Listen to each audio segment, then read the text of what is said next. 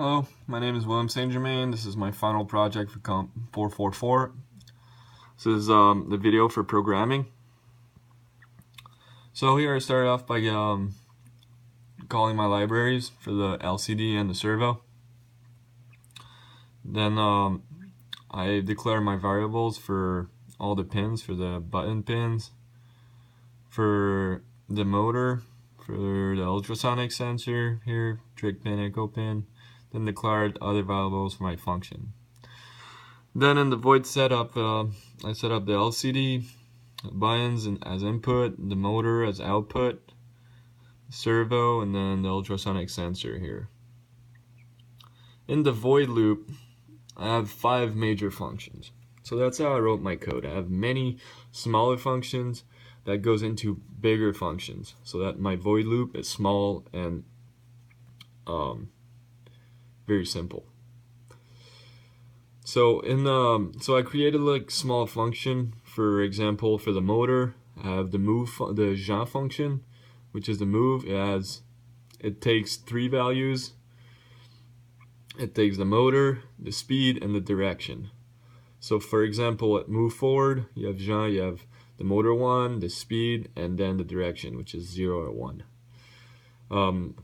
Other small function, I have the ultrasonic sensor, which is returns the distance.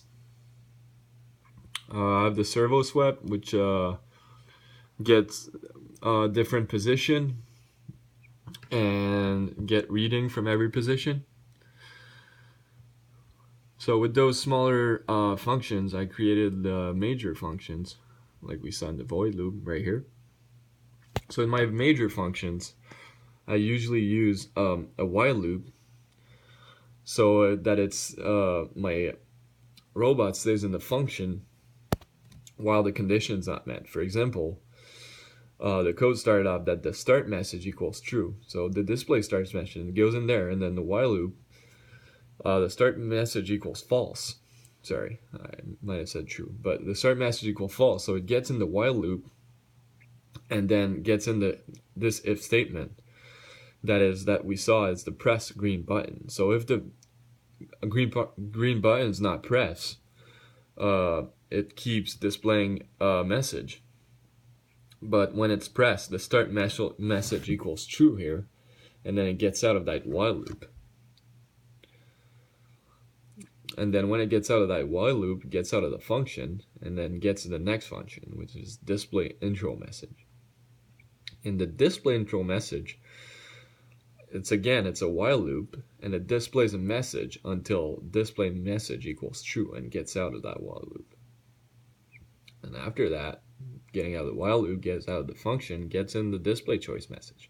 That's where you get to pick between the avoiding object or the finding object. So when you get in that while loop, there's a big if statement depending if you press the yellow button, press the blue button, or not press at all. If you don't press, it's going to keep showing the message. If you press, the function is going to return a value, which is a void object, which equals to false. If you press the yellow button, it's going to return object found, which equals to true. So depending on which value it returns, it's going to get in either a void robot function or the find object right here. So depending on the returning here value from this function, it's going to get in one of those. So let's say we press the blue button, we get the void object equals false, and then we get in the avoid robot function, which is right here.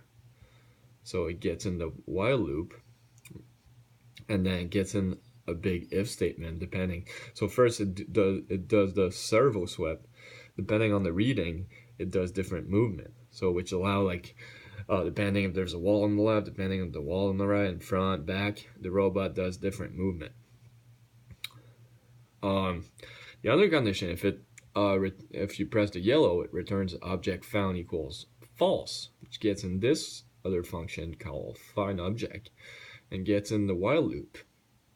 And again, when you get in the while loop, there's a servo swept, and if there's no value under 30 centimeters, the robot will keep turning on itself and get servo swipe again.